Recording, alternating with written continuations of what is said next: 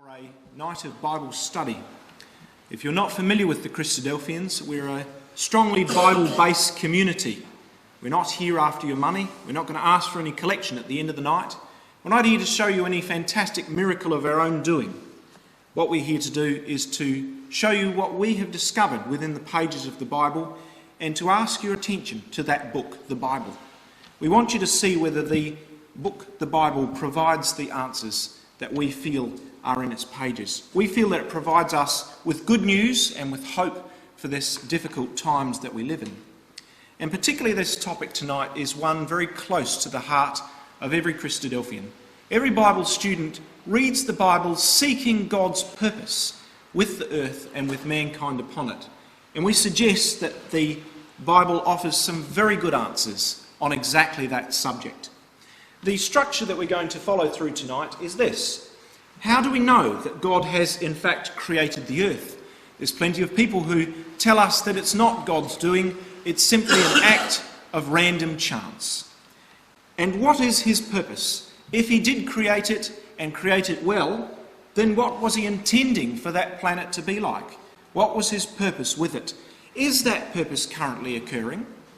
Can we see that being outworked? And what is God going to do about that? How is he going to fix that? How is he going to accomplish his purpose in the earth? And finally, how can you be involved? Just to give you some background to myself, I do have a degree in a medical area, so we're going to talk about some scientific things tonight, and if it's expected of me to lay down my cards on the table, I do have a university degree in a medical area, so I hope that my words are not considered to be completely uneducated. But when we look at the earth itself, we find that it is well called by the scientific community the Goldilocks planet, because it's too good to be true. When we look at this planet and find out that it's too good to be true, it becomes very clear, if you're prepared to consider it, that this planet was created.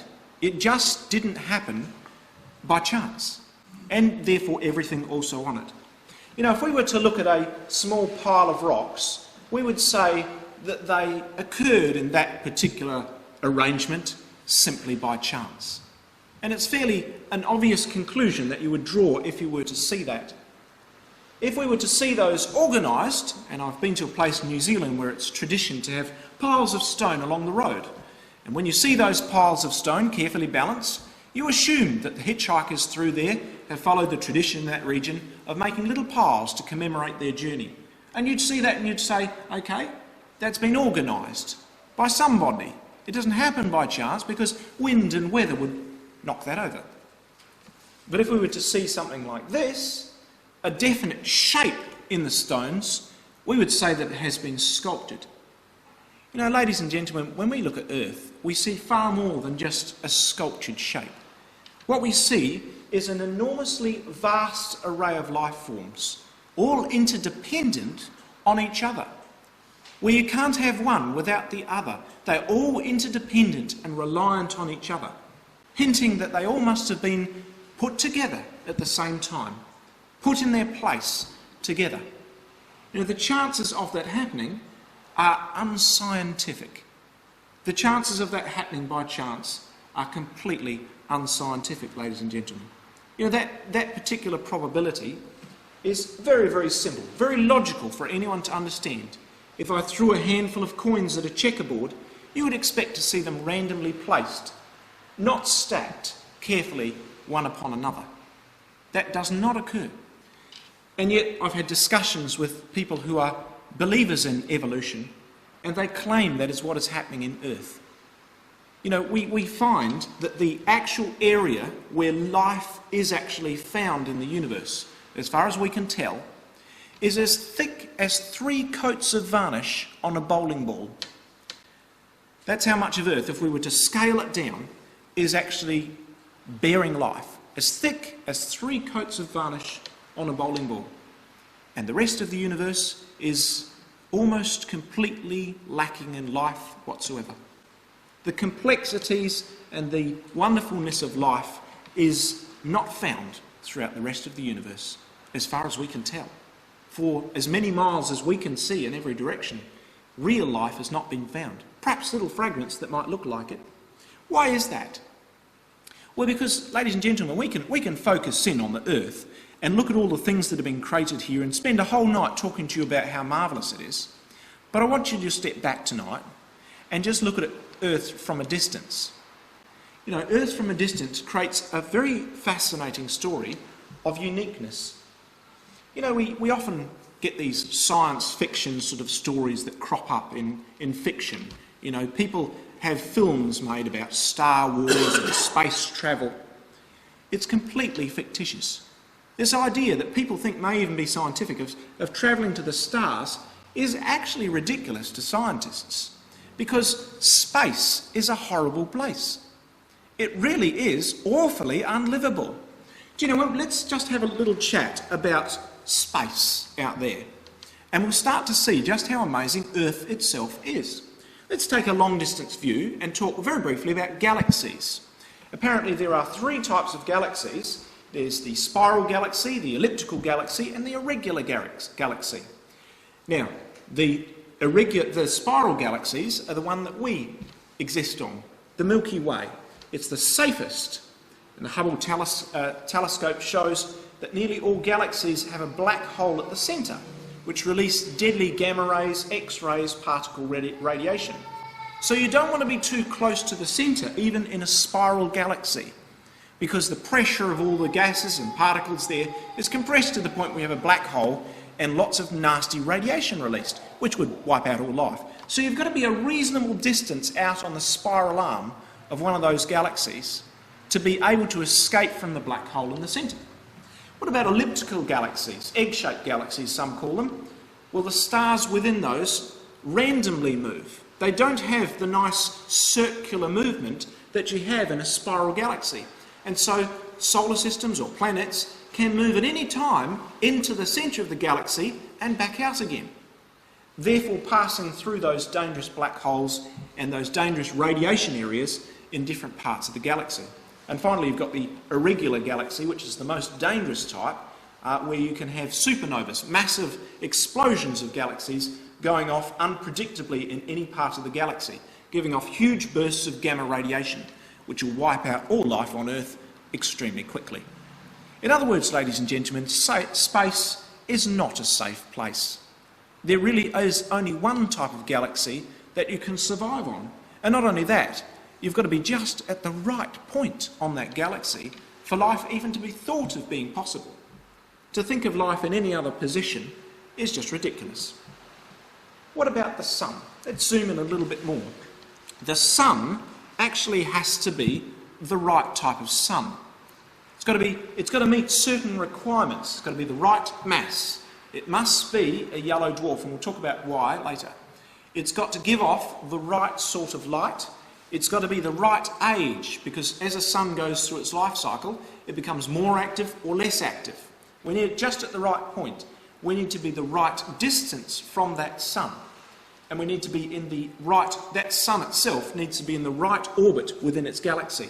If it's in the wrong place, you're going to finish up passing too close to a black hole and all life will be wiped out. And of course, the sun has to exist in the right type of galaxy where there's no nasty supernovas or extreme radiation. Do you know the tolerance factors on our sun are very, very fine. If you were in near a different sun, or we were circling around a different sun, life just wouldn't exist. We're an average distance from the Earth of about 149 million kilometres. We're distant from the centre of the galaxy of 30,000 light years. There's a diameter in our sun from across the equator is 1.3 million odd kilometres. Rotation period of 25 days. A mass is 30,000 times the mass of Earth. Gravitation is 27.9 times greater than Earth, and the temperature at the core is 27 million degrees Fahrenheit. If any of those things change, even subtly, there would be no life on Earth. It just wouldn't be providing Earth with the right sort of solar system to exist in. Our sun is within the 10% of the most massive suns within the galaxy. It's a yellow dwarf, but it's just right to produce more blue light than most stars. So there's a 10% chance of getting the right size star. And within that 10%, you've got to give off just the right type of light. And that's determined by the mass and the energy given off by the sun. If you didn't have that right type of light, guess what? You wouldn't have photosynthesis, a process by which the plants survive, something that's absolutely essential for life here on Earth. So even the sun itself is perfectly matched for life here on Earth. Here's another interesting thing. The sun actually is quite dangerous. It gives off radiation, charged particles, sometimes in solar flares, where billions of tons of superheated gas and charged particles are blasted out in different directions. And amazingly, our sun, while it's perfect in other ways, though it shoots out these charged particles, Earth is actually protected from it. Unlike some planets, Earth has a magnetic field around it, and it shields it from the radiation coming from the sun. So there you go, our sun has good points and, shall I say, bad points, and yet the Earth is the right sort of planet. It's matched to be shielded or protected from the very effects that our sun throws out by this magnetic shielding effect. That's why you get the aurora borealis, the southern and the northern lights, because the charged particles hitting Earth go round Earth. You've probably seen that experiment when you get a magnet and put it on magnetic filings, iron filings, and they form a nice little ring around the magnet, all polarising and lining up. That's what happens to the charged particles. As they come flying in towards Earth, they hit this magnetic field and are drawn around to the two poles. And then the energy striking the atmosphere at the poles lights up the poles and gives an absolutely fabulous display. And thankfully doesn't kill everyone on Earth. So our sun is just perfectly matched with the planet that we exist on. Not only that, within our solar system we live in something that's called the Circumstellar Habitable Zone, which means we're just the right distance from this perfect sun that we have to survive. If we were just a little bit closer or a little bit further away, we'd be in big trouble. This is the zone where liquid water can be found. If you get too close to the Earth, the water would evaporate, we'd have runaway greenhouse effect. You get too far away and the water and the carbon dioxide would freeze. A 5% change in distance in the Earth's distance to the sun would be the end of life as we know it on Earth. It's an incredibly fine-tuned balance, ladies and gentlemen. This doesn't just happen by chance. Mercury, it's just a little bit closer to the sun. Well, one side of it gets to 430 degrees C, and the other side to minus 180 degrees C as it goes around the sun. Not so good for life. Let's go the other extreme. You can go to Uranus, where the surface temperature is minus 210 degrees Celsius, and it's made of, there's all sorts of nasty gases which are held in. The size of the planet is also important. Very large planets, like Jupiter, have a much larger gravitational force. So all sorts of gases are retained within the atmosphere, including a lot of dangerous ones like hydrogen. Whereas in our atmosphere, it's just right to keep the right gases in our atmosphere and not floating away.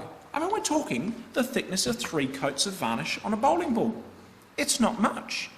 And yet the entire galaxy, solar system, sun, planets around us are perfectly matched, perfectly balanced, so that life is possible in that thin sliver of surface that we have on this planet that we take so for granted. You know, there's a lot of astronauts who get their comments quoted because they're famous and they don't disagree with science. But some of them who've been up there and seen it all are really stunned by it and come out with quotes like this one. If the universe had not been made with the most exacting precision, we could never have come into existence. It is my view that these circumstances indicate that the universe was created for man to live in. It's John O'Keefe, a NASA astrophysicist, and his comment on the universe. And I suggest to you, ladies and gentlemen, that that's how we know that God created the planet, because it's like no other. You can argue as long as you like about evolution, but find it somewhere else. I mean, really, if the probability of evolution actually worked, the universe should be teeming with life.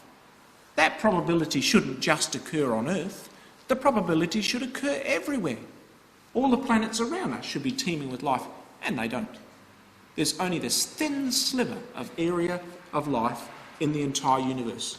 Well, if God created the planet, let's get down to the Bible. What did he create it for? He didn't create it for no reason at all. It is truly a crown, if you will. I'm going to use a little symbol tonight and talk about it as a crown. It's a beautifully designed piece. But you know what God wants with this crown? He wants to glorify it yet further. Let's go through 3 simple quotes, very dear to Christadelphians, very dear to Bible students, in which we can outline what God's purpose with the planet is. Just 3 quotes, if you will. Let's have a look at them now. First one is Numbers 14 and verse 21. I will put them up on the slide, but I encourage you to turn them up, because if you read it in your Bible, you know where to find it next time. Numbers 14 and 21. God simply puts it like this: as truly as I live, I will fill, all the earth shall be filled with the glory of the Lord. So the earth is designed for God's glory. It's going to give God glory, like a wonderful masterpiece, if you will, a crown, a fantastic piece of workmanship. And God intended that, the planet, to give him glory. How's he going to do that? Is it simply by the wonders of creation that we see? God had a greater plan than just filling the earth with beautiful animals, beautiful flowers, beautiful scenery pieces. He had a greater plan than that, because that idea of glory is explained for us elsewhere in the Bible. Very simply, let's come across to John chapter 1 and see a demonstration of the glory of God. And we can get no greater demonstration of it than the man Jesus Christ. And this is how the writer John describes the man Jesus Christ in John 1 and verse 14. He describes him as the purpose of God embodied in human flesh. And the Word was made flesh.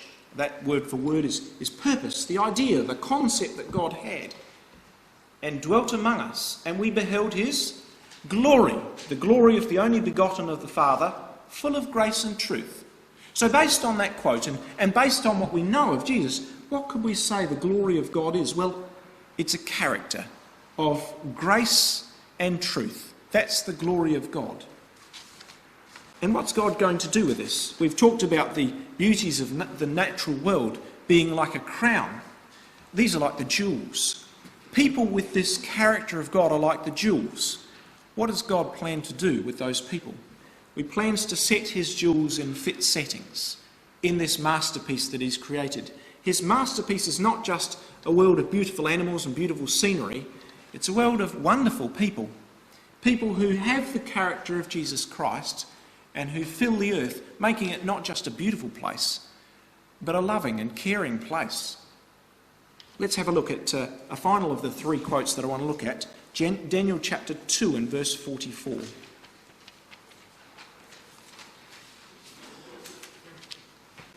Daniel chapter 2 and verse 44, describing God's plan with the planet. Did he intend just to leave it to man's misrule, for mankind to make a mess of the wonderful world that he's created? He says this, Daniel 2 verse 44, in the days of these kings shall the God of heaven set up a kingdom which shall never be destroyed, and the kingdom shall not be left to other people, but it shall break in pieces and consume all these kingdoms, and it shall stand forever. So there we have it. God plans to take this group of people who are his glory and to make them a kingdom, to make them kings ruling over the earth, and they will make the earth into the wonderful place that God intended it to be. So if you will, I'm sure we could expand on this topic for quite some time, but we have other things to consider. These 3 quotes tie together for us in a very simple way the purpose of God with the planet. He wants to fill it with his glory. His glory is best seen in people with the character of Jesus Christ, who live by grace and truth, and God intends to make those people a kingdom which will rule over the whole world. Simply put, that's God's purpose with the planet. Well, you might look at me and say, well, that's wonderful, James, but it doesn't look like it out there now. You know, we recently heard in the last week of people describing the wars going on as World War III. I hear so much about starvation, cruelty and violence in the news. Your plan that God's describing here in the Bible just isn't working. Well, ladies and gentlemen, no, it's not. And the reason is because of mankind's greed. Let's have a look at some of the things that we can find out. I hope that's not too small. I'll read it for you. I just found this fascinating thing from Huffington Post, which describes for us just why it's not working, just why mankind really isn't getting there, turning the world into a wonderful planet. It talks about food provision. You know, when we really get down to it, food, water, energy are vital issues of today. If they can't be solved, the world cannot be made into the wonderful place that it was intended to be. Hunger is caused by poverty and inequality, not scarcity, says this article. For the past 2 decades, the rate of global food production has increased faster than the rate of global population growth. The world already produces more than 1.5 times enough food to feed everyone on the planet. That's enough to feed 10 billion people, the population peak we expect by 2050. Population now is around 8 billion people, and the world produces 10 billion people's worth of food. So why are people starving? Why are there wars over food and resources if the world's producing enough to feed 10 billion people, not 8? Well, the answer is that the people making less than $2 a day, most of whom are resource-poor farmers cultivating unviably small plots of land, can't afford to buy food. They can't afford to buy the grain to put in their land, to grow food even. In reality, the bulk of industrial-produced grains goes towards biofuels and combined animal feedlots rather than food for the 1 billion hungry on the planet. See what we're doing? Instead of turning the food around and feeding the hungry of this planet, showing God's glory, being the sort of people that God would have us to be, mankind instead is turning it into fuel to run our cars, because that makes more money, and turning it into livestock feed so that we can make more beef, to make things like hamburgers, not the food that everyone can afford to eat. The call to double food production by 2050 only applies if we continue to prioritise the growing population of livestock and cars over hungry people. It is why the 400 expert commissioned for the 4-year International Assessment of Agriculture, Science and Knowledge for Development also concluded that agroecology, I got it out there, and locally based food economies were the best strategy for combating poverty and hunger. So the world can see they've got a problem. And they decided they'd put together a committee. You know, the committee's not going to solve the problem. Have you known a committee of humans to really solve this problem of hunger? They don't do it. And the reason is selfishness. They're more pleased to be driving their car, thank you very much, rather than feeding the billion starving people on the earth. You know, I put it to you, ladies and gentlemen, that the way we are going, we cannot solve the world's problems. We cannot make the world look like the sort of planet that God created it for. Let's go through a few other little pieces of information. 33% of the total global warming effect can be attributed to our food systems. So a third of the global warming effect, or the environmental change effect that the world is apparently undergoing, is caused by livestock. Livestock production alone contributes to 18% of global warming, more than the emissions of every single car, train, plane on the planet. In other words, if you want to save the planet, just don't eat hamburgers. Can you see everybody rushing to do that? You see, what's happening is we claim that we want to save the planet, but we're not really willing to do it. Just look at this little graph. This is the amount of energy used to produce different types of food. Corn doesn't take a lot of energy, nor does milk, apples or eggs. When you get down to beef, it takes an awful lot of energy. But nobody is prepared to stop eating beef. You see, so the world is choosing different types of food because they like them. And they don't care if other people are starving just because they like to have their hamburger. What about this one? Here's another thought. Energy consumption. Aren't we all going for green energy these days? I've put a solar panel on my roof. Aren't I a wonderful person? Not really. You know, our energy consumption worldwide is only trickling ever upwards. And how are we using energy? What sort of energy are we using? You know, we talk about renewable energies and how wonderful renewable energies are, and they're going to change the planet. Are they? Just have a look at this graph. See the red, grey and orange lines? That's oil, coal and gas. That's good for Western Australia's economy if people keep using that. You're all very happy for them to keep spending on those things because it keeps Western Australia going very well. You don't really want them to spend on renewables, not good for your back pocket. But don't worry, it's not likely to happen. Look at the graphs. The graphs show that the world's consumption of oil, coal and gas is going up at a much faster rate than renewables. They'll never cross. We'll never reach a point where the world is relying on hydro, nuclear or other renewables. We won't get there, not if those graphs continue to go the way they are. You see, ladies and gentlemen, we all think that we like to save the planet and make it into the wonderful place described in those quotes that we looked at. But I put it to you, ladies and gentlemen, this is one of the big points that I'd like to make to you tonight. Mankind can't do it. Mankind cannot do it. We've had all those years to work on it. We're not getting any closer. We're getting further away. More people are starving than ever before. There's more wars than ever before. And we're gradually going to ruin the planet the way we're going. This magnificent piece of habitable real estate in the universe is going to be destroyed by mankind if they're permitted to carry on their own way. Well, ladies and gentlemen, the good news we've got to present to you is God doesn't intend mankind to go on working this way. Mankind is going to be stopped in their tracks. And what we're going to talk about for the rest of the night is some steps that God is going to employ to change this world for the better. Because mankind can't fix their own problems. God is going to have to step in and intervene. And he could use people like you and I to do it. If we're willing to be involved in God's plan now and in the future, we could be involved in turning the planet into the sort of place that it's meant to be.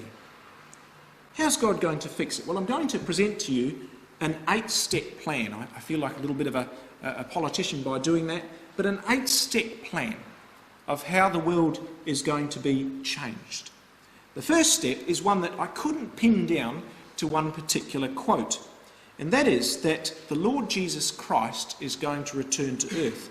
The reason why I couldn't pin it down to any particular quote is because it's everywhere throughout the Bible. That very tightly packed overhead there shows you that there's literally hundreds of quotes. There's approximately 130 quotes that just I could think of. There's a very small selection of them there on the slide. On average, that makes one every 25 verses across the Bible. It's just phenomenal. When you start looking for Bible passages about the return of Christ to earth, there's hundreds of them. They're all over the place throughout the Bible. You could hardly turn a page. I mean, if we're only 25 verses between references to it, how are you going to turn a page without finding one? It's very hard to do. So the first idea that God has for repairing the planet is to send Jesus Christ.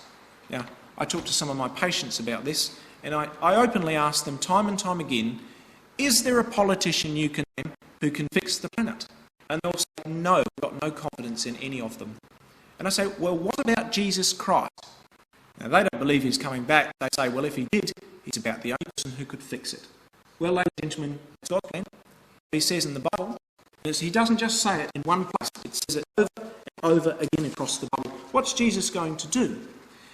Well, if mankind is not able to solve the world's problems, and they're only taking our problems worse and worse and taking us deeper and deeper into the mire, then a clean sweep is required. If you're still in Daniel, come back a book to Ezekiel 38.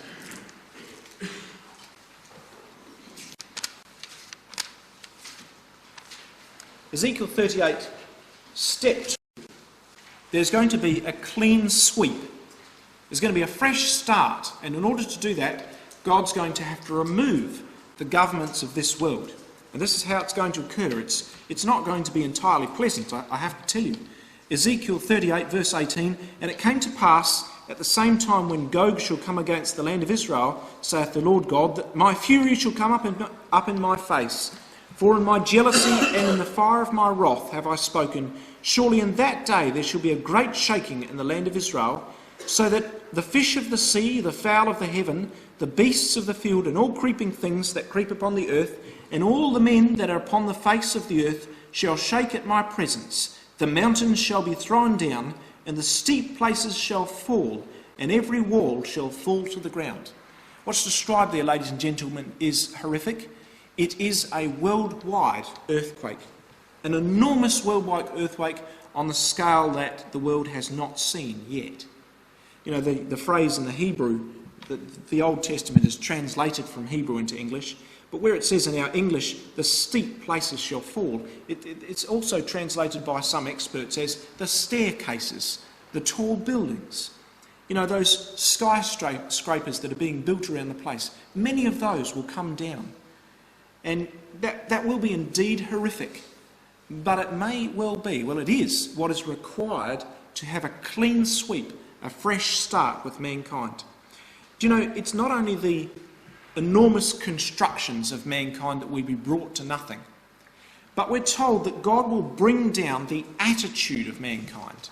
Because nowadays mankind has such an enormous faith in himself that he's almost unable to listen to what God has to say. And it's only once that's brought down that mankind will be prepared to listen. So the pride of man, ladies and gentlemen, for their own good, must be brought down. Come with me to Isaiah chapter 2, and we'll go on to the third of our 8-point plan.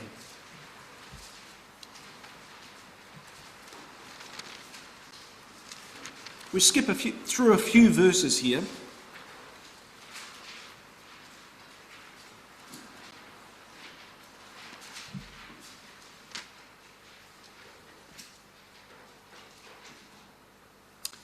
Verse 11, "And the lofty looks of man shall be humbled, and the haughtiness of man shall be bowed down, and the Lord alone shall be exalted in that day." Just skip down to verse 15. "And upon every high tower, and upon every fenced wall, and upon all the ships of Tarshish, and upon all the pleasant pictures, and the loftiness of man shall be bowed down, and the haughtiness of man shall be made low, and the Lord alone shall be exalted in that day. And the idols he shall utterly abolish. They shall go into the holes of the rocks and into the caves of the earth, for fear of the Lord and for the glory of his majesty, when he shall arise to shake terribly the earth. In that day a man shall cast his idols of silver and his idols of gold, which they made, each one for himself to worship, to the moles and to the bats." You know, I don't know that the Bible directly speaks of technology, but I'm wondering whether that's what it is speaking about in this particular reference here. By describing pleasant pictures, in today's terminology, the way you'd have pleasant pictures would be an iPad, a new iPhone, some sort of fancy computer. That's the pleasant pictures of mankind.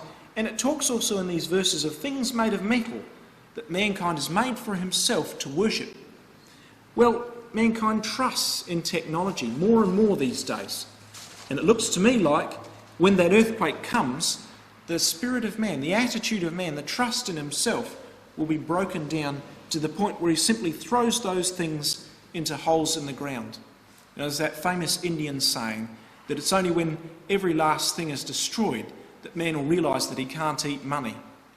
And so when the earthquake comes, mankind will finally realise that he can't survive on technology. So those things that man takes great pride in will be debased in that day. It will bring about a change in attitude in mankind so that they'll be prepared to listen to what God has to say. They'll be prepared to be changed from their selfish ways. Come across to Isaiah 35. This is the next step in our 8-point plan. God just doesn't intend to bring destruction in order to bring man down a peg or two, but after that he intends to make the place of his feet glorious, to put his jewels, those people who have his character, into fit settings, to glorify the earth. And it tells us how he's going to do it in Isaiah 35. The wilderness and the solitary place shall be glad for them. Who's the them? It's those jewels, the people that are his, that are his glory by their character of grace and truth. The desert shall rejoice and blossom as the rose. It shall blossom abundantly and rejoice even with joy and singing. And the glory of Lebanon shall be given unto it, and the excellency of Carmel and Sharon. And they shall see the glory of the Lord and the excellency of our God. For the wilderness shall waters break out, and streams in the desert. And the parched ground shall become a pool, and the thirsty land springs of water. In the habitation of dragons, where each lay, shall be grass with reeds and rushes. Here in Australia, those are welcome words. They are words to tell us that what God will do in the future age is he's going to make an example of wilderness places, example of what he's doing with mankind, is he's going to reverse the fortunes of the dry land and bring rain to bring life in those difficult places. You know, for us, that will be a wonderful thing to see. We love seeing Australia brought out in flowers, but what about the poor, starving people in Africa on those unviable plots of land? This here is the difference between life and death for them. And God is going to provide them with security, food security, in those places where mankind's rule never gave food security. That's what they'll be given. They'll be given water even if they live in a desert place. Those unviable plots of land where people starve to death will suddenly be turned into lush gardens, providing all their needs. You know, we're told not only that there'll be agricultural security, but there'll be military security. Come across to Micah chapter 4 for our next point.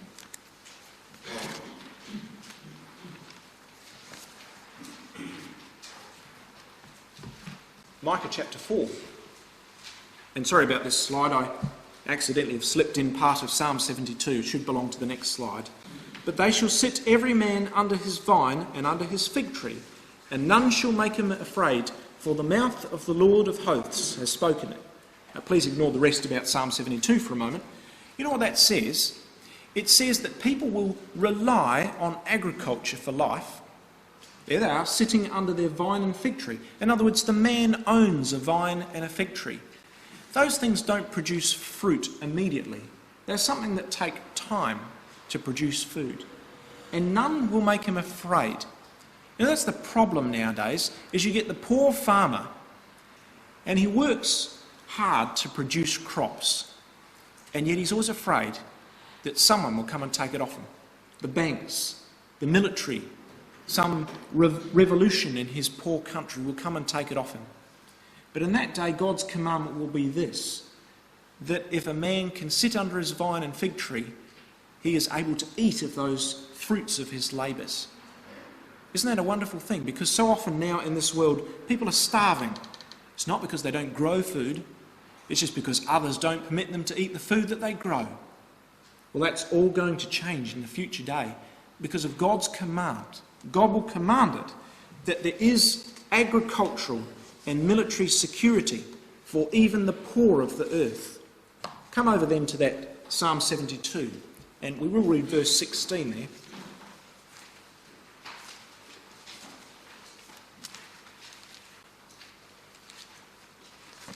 Psalm 72, and we'll read verse 16 first, seeing it's there. There shall be a handful of corn on the top in the earth upon the top of the mountains. The fruit thereof shall shake like Lebanon, and they of the city shall flourish like the grass of the earth. I intended in my next slide to come to Psalm 72 and a couple of verses earlier. Verse 12. For he shall deliver the needy when he crieth, and the poor also in him that hath no helper. He shall spare the poor and the needy, and he shall save the souls of the needy. He shall redeem their soul from deceit and violence, and precious shall their blood be in his sight. You know, ladies and gentlemen, that's not what we see in our lives today. If you've got money, you might be able to buy some degree of legal justice. It's a legal system, though. It's not really a justice system. If you can afford it, you can have someone protect you in a case of law. But what if you're poor and needy? What voice have you then got to stand up for your needs? Nothing. But in that day, what it says is a wonderful change will take place, that it won't matter how much money you've got, that God will ensure the safety, the protection, and the feeding even of those who nowadays have no voice, the poor and needy. What a wonderful thing. What a wonderful time we can look forward to. Let's go on a little further in this plan. So God is going to renovate the earth and bring true equality and just judgment even to those that don't have the money nowadays. Okay, Revelation chapter 20. We're nearing the end of our 8-point plan.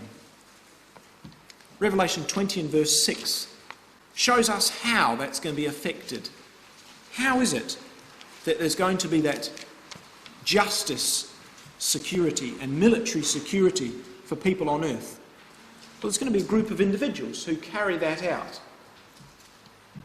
Blessed and holy, this is Revelation 20 verse 6, blessed and holy is he that hath part in the first resurrection. On such the second death hath no power, but they shall be kings and priests of Christ, and shall reign with him 1,000 years. There will be a group of individuals who are incapable of dying. And they will reign under Christ and with Christ for 1,000 years, bringing about this time of justice and equity.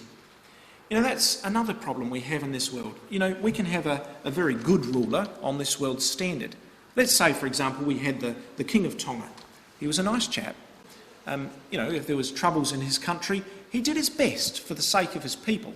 As far as rulers go, he seemed reasonably kindly. But he's dead now. And the next generation don't trust the ruling class in that country.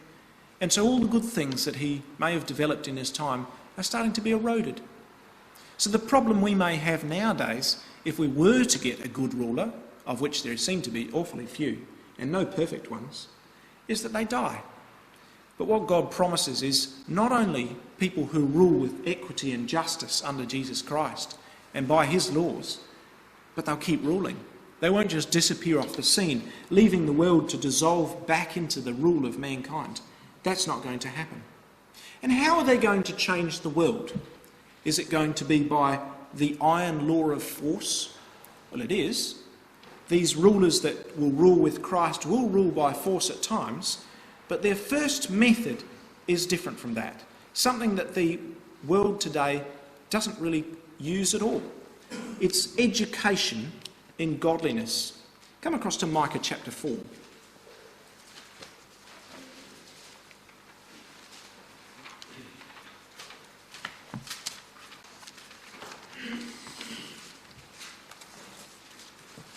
Here's the last point in our 8-point plan, and perhaps one of the greatest keys to how mankind is going to be changed. Micah chapter 4 and verse 1, but in the last days it shall come to pass that the mountain, the house of the Lord, shall be established in the tops of the mountains, and shall be exalted above the hills, and people shall flow unto it. It's a funny word to use, flow, when you're talking about going up a mountain. It's unnatural. But people will choose to go to that place. Why will they go to that place? And many nations shall come and say, come and let us go up to the mountain of the Lord, to the house of the God of Jacob, and he will teach us of his ways, and we will walk in his paths. For the law shall go forth from Zion, and the word of the Lord from Jerusalem.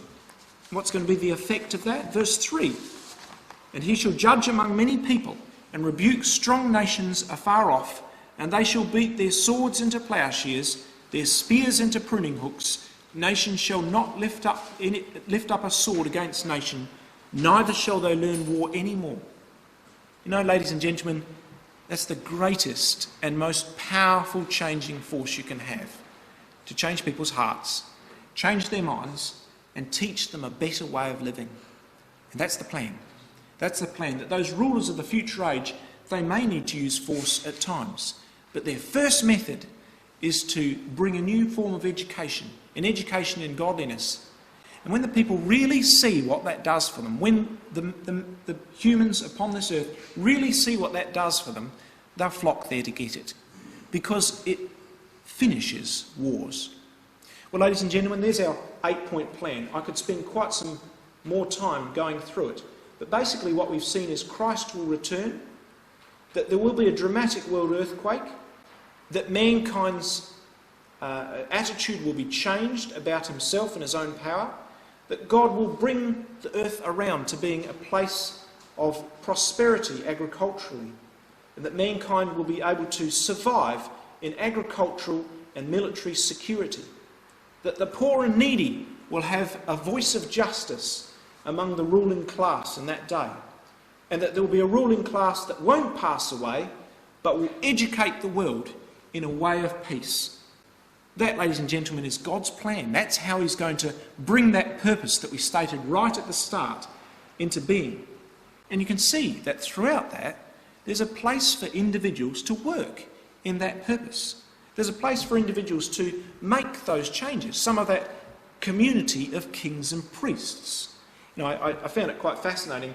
I looked up a list of key issues stated in a European survey as to the key issues facing mankind. And the Europeans seem to think that poverty, climate change, economic situation, international terrorism, energy, global population, disease, armed conflict and nuclear weapons are the key issues facing mankind. We've seen in 8 points the answers to all of those problems. The poor and needy will be saved.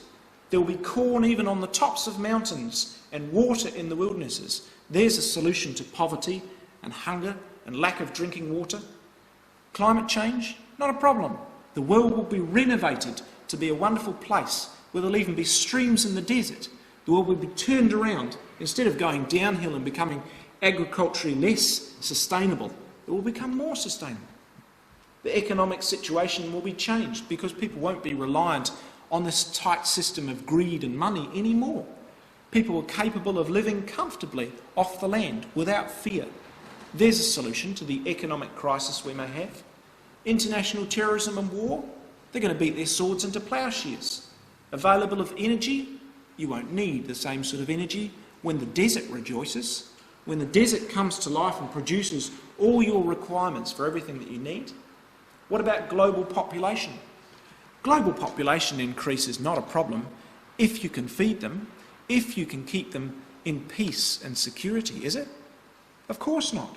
Can you imagine how many people we can happily sustain within Australia if we could make the centre blossom and flourish and be like a garden that we could feed people off? We could certainly feed many of those thousands of people that are starving in Africa and China in our wonderful country. What about the spread of infectious disease? The nations who don't represent themselves at Jerusalem, we find in another quote I haven't put in here, will suffer from disease or drought. But other than that, the longevity of mankind will be increased. Armed conflict, well, we've already talked about not lifting up sword against nation. And nuclear war, well, they won't be fighting wars any longer. Ladies and gentlemen, how can you be involved? Is there a way that you can have a part in that community who, in this age to come, go around fixing the planet? There is. It's very simply put to us. Now, the Lord Jesus Christ gave us some very simple requirements. When he left his disciples, he said to them, I want you to go out and preach to all the world. The good news, this is the good news. We've been talking about it tonight. The good news about the kingdom of God. I don't say that this is all there is to it. You'll find that an in-depth study of the Bible will help you greatly in understanding more of the good news. But come with me to Mark chapter 16 and we'll see his summary statement, if you like, of the requirements that he has of us if we want to be involved. It's not complex, it's not difficult, it doesn't require you to have a PhD or an enormous amount of money. What does it require of you? Well, the Lord gave some very simple steps in Mark 16 and verse 15 and 16.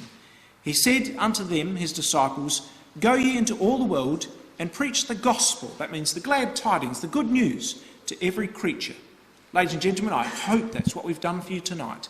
We've opened the Bible and we've showed you that, yes, it does tell us that God's going to bring some uncomfortable changes, but in the long distance, it's good news. God created this wonderful planet and he's got a purpose with it. And that purpose is good news. And he that believeth and is baptized shall be saved, and he that believeth not shall be condemned. You know, the process of baptism is not just a one-off occasion. of being completely submerged in water.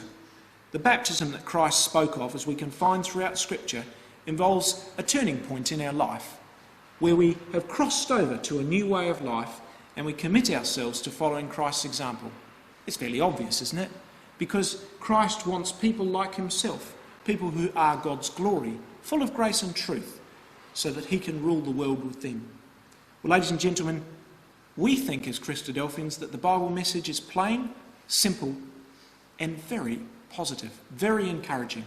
There is good news in a dark world, and the good news is this, that God created the earth for a purpose, and you all can be involved.